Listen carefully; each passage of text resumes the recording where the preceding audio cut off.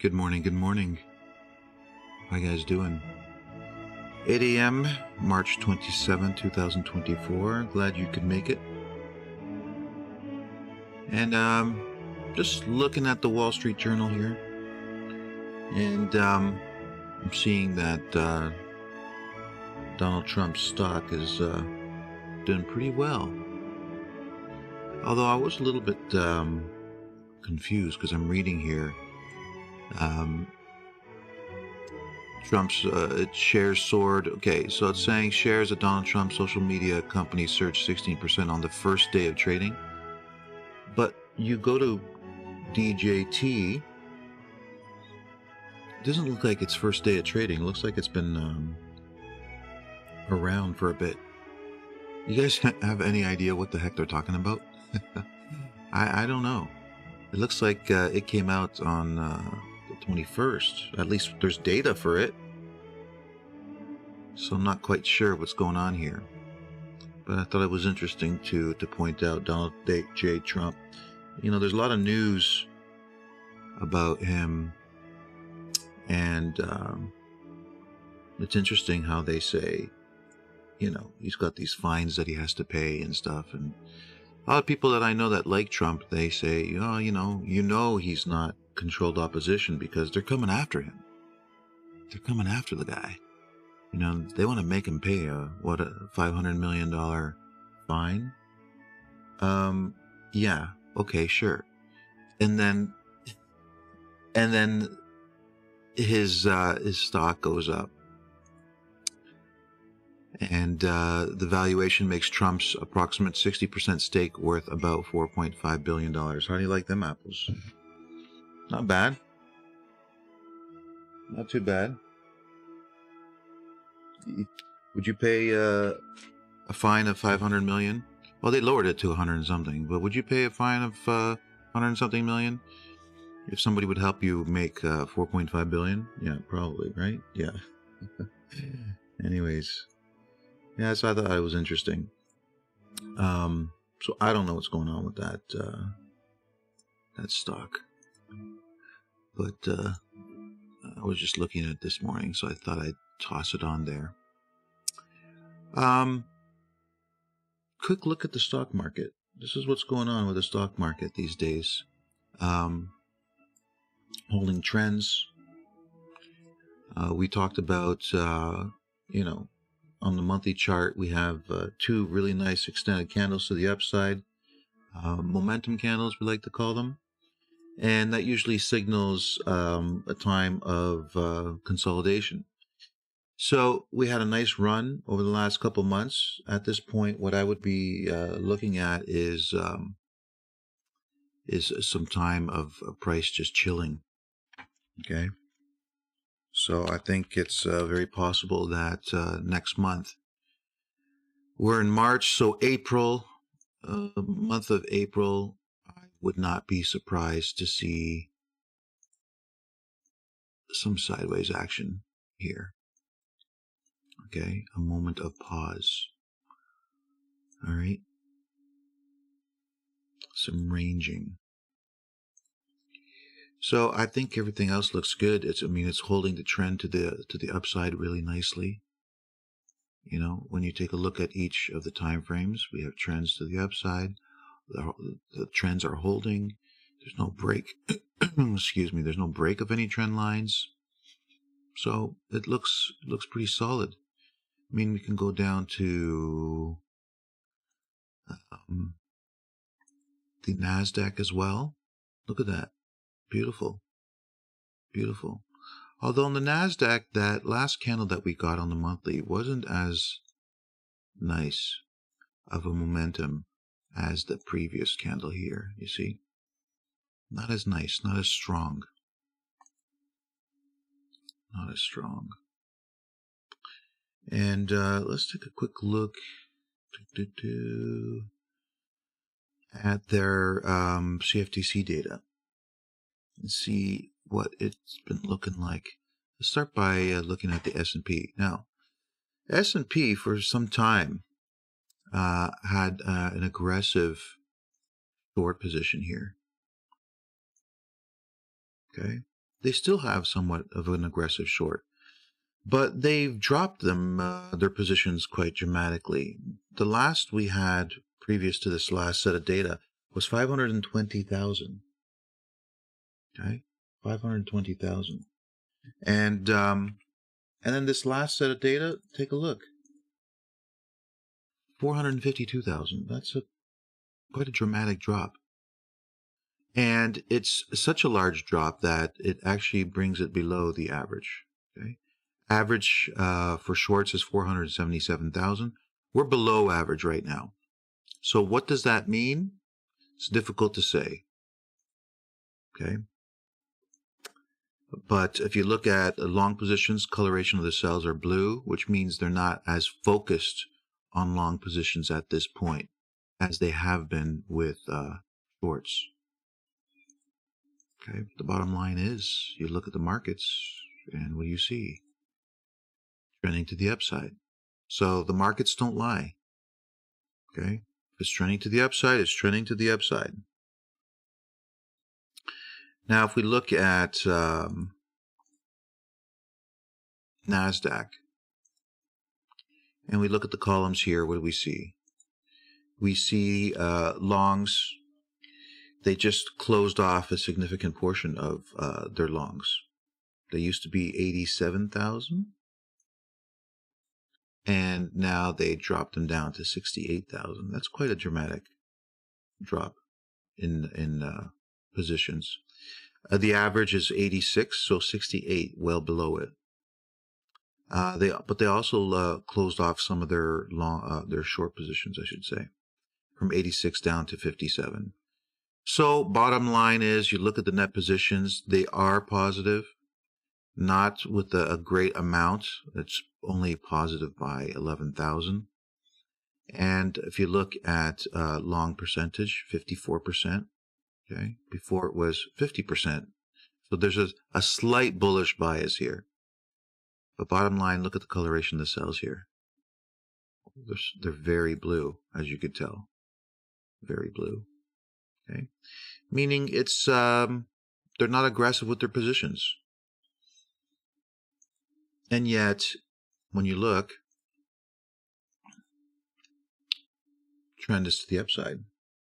Okay, but going back to what I've been saying before, you know, when we examine the charts and we look at what's sustainable, what's not sustainable, what could take place. Remember, we were looking and applying the Sherlock analysis process to gold.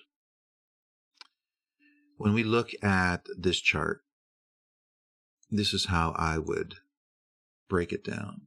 First monthly chart, bullish. Okay. Weekly chart, bullish. Why? Well, because it's moving up. Daily chart, bullish. And 2-hour chart, bullish. Okay. Now, within these bullish biases that we have, what could happen? What looks like is a possibility. Okay. What moves are a possibility? So when we look at the daily chart, what we can see is that, you know, if price comes down here to test this trend line, there's no significant buying taking place to hold this trend line. So if price was to come down and test that trend line, unless banks come in with significant buying, okay, again, on the NASDAQ, and the last thing we've seen is them taking profits on long positions, not buying. All right, if this momentum continues, if this, you know, trend continues with taking profits on long positions, then it's possible that if price was to come down to this ascending trend line, it could break. And if that breaks, it drops down. Okay. And yes, there's an area of demand here, but this area of demand has already been used up because it was contacted twice. And if you take a look at those contacts, you can see that those contacts took place above the ascending trend line. which is why it held, which is why price continued higher. But if price was to come down and break this ascending trend line and come down to this area of demand, it's already been tested, it can easily break. So if the trend, like I was saying, if the trend of taking profits on long positions continues, a move like this can easily take place. Now, if a move like that takes place and price starts to decline on the weekly chart, there's nothing significant here on the chart until down here. So again, tracking the CFTC data and taking a look at what type of situation we're in with respect to the banks and their positions can tell us a lot about what price will likely do. And in this case, if they start to take profits on their long positions, price will drop down to the 18,000 area. And if it does that, there's really nothing to stop price to drop even further. Now, do I think that's going to happen? I think what's likely going to happen is, for the month of April, we're going to coast sideways. That's what I think. But as it coasts sideways, what I will be watching for is on the daily chart whether that ascending trend line holds or not. Okay? That's what I'll be paying attention to. So we'll see. But I think month of April is going to be basing or consolidation or ranging, whatever you want to call it. The Dow Jones is looking very strong. Nice trend. Moving to the upside, looking good. Demand zones down below. Now the trend on the monthly chart isn't of the highest quality. So if the banks don't continue to buy, then there could be a problem. Okay, and if we look at the Dow Jones here, good news is that it's been being bought up. Okay, you can see it here. Let me just get so you can see it properly. Long column. What do you see? An increase in longs, especially over the last couple weeks. 29, 30, 35,000. Aggressive. Their positions are getting aggressive. And what else do we see? Look at the coloration of the cells here. Okay, they used to be red, then blue, then green. You see that? A little bit of blue, and then green again. So there's bullishness coming in here. This means it's being bought up. Okay, the big money is buying the Dow Jones. So when we go back to the charts, you can see the aggressiveness and why price is rallying up. But these structures have to be supported. And they're going to be supported by trends, trend lines, certain structures that we like to see in place. Like I said, the trend line on the monthly chart isn't the greatest. So there has to be new buying that comes in to ensure that price continues higher. All right, so that's what I'm seeing. Let's see, I asked you guys if there's any charts that you guys wanted to look at. Howdy, I am lovely. Hope everyone is doing good. Good man. Could be just for sensationalism, the title. Not sure what you're talking about. Hello. Is the forward curve and the open interest important for the COT analysis, or is the COT the main thing to focus on? Hello, sir. How are you? Hello, guys. US Swiss. Good morning, UJ. Would be interesting. Yeah, it is interesting. US dollar, Japanese yen. I was looking at that this morning. Yeah. We got to push to the downside, a slight push to the downside. Yeah. This chart, this is what I got for US dollar, Japanese yen.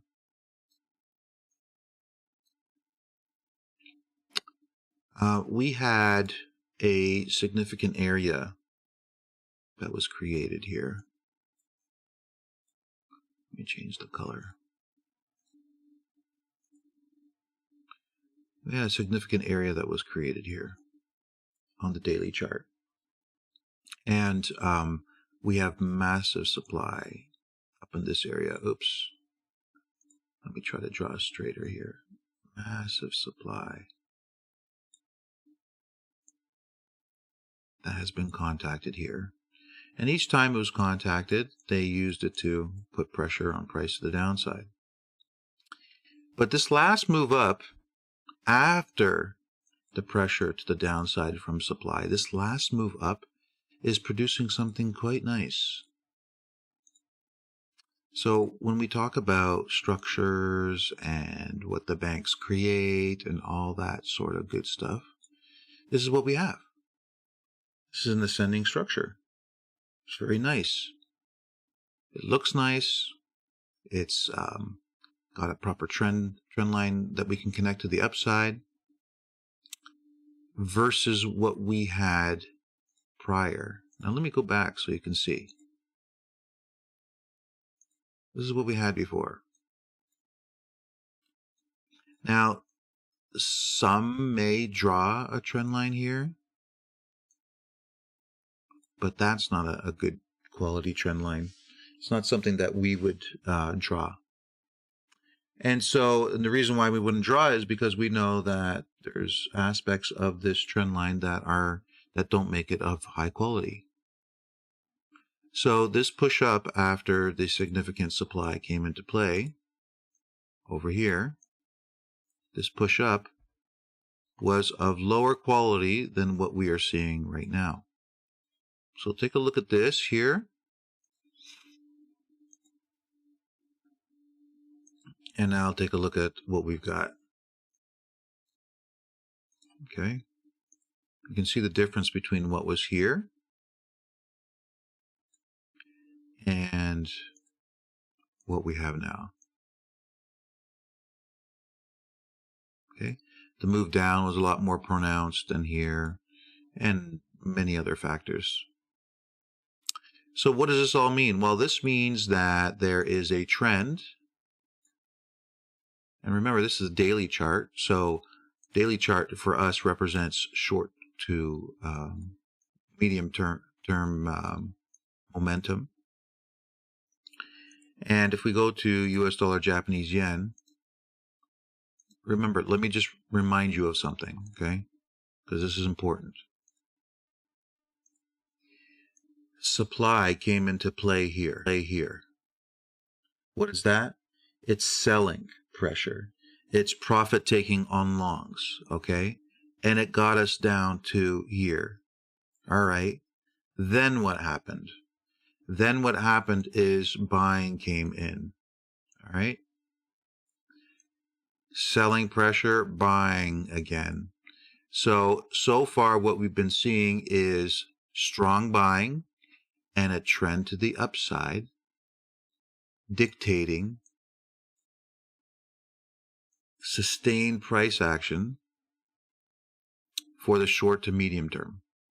Okay, that's what the chart is telling us. When we apply the Sherlock analysis process, that's what the chart is telling us. Okay. So now we go over to the CFTC data, see what it tells us. And what do we see? The profit taking you can see on the columns here.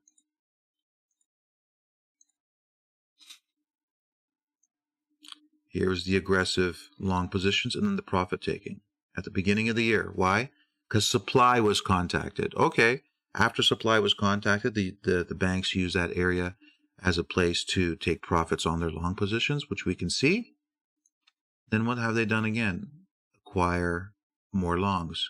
Now this is that trend on the daily time frame that I am talking to you about. Okay, that's the trend.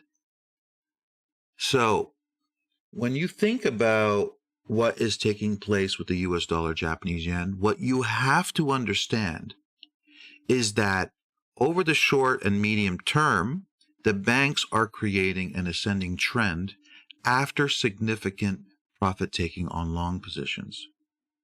And as they're creating this trend to the upside, they've been able to bring their positions up to 182,000. Okay? That's the last March 19th data that we have. 182,000. Now, you may be curious, and you should be curious, and ask yourself, 182,000, huh? I wonder, when was the last time their positions were 182,000? That'd be a good question to ask. So let's scroll through and take a look. Because wouldn't it be interesting to see the last time the banks were 182,000? What took place with price? Right? What happened last time they were 182,000? Well, we have to go back to November 14 and November 7, 2017. Okay? 2017. So let's go to 2017. 2017, November 0. Oh, what just happened?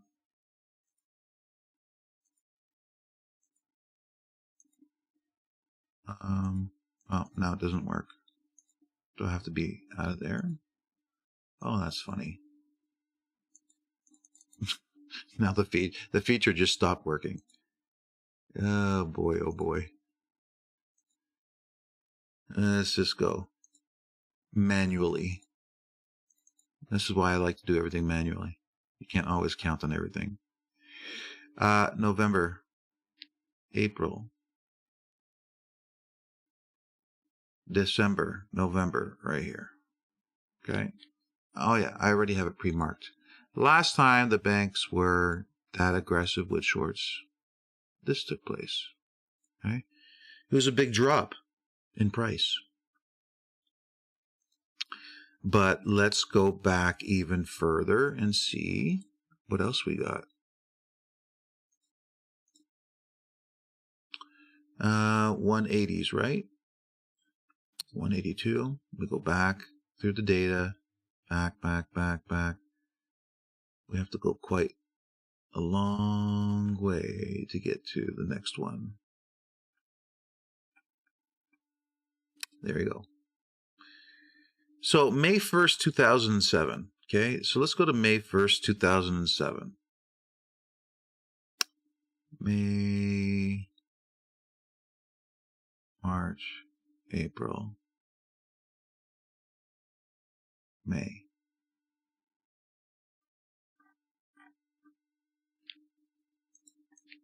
Right here.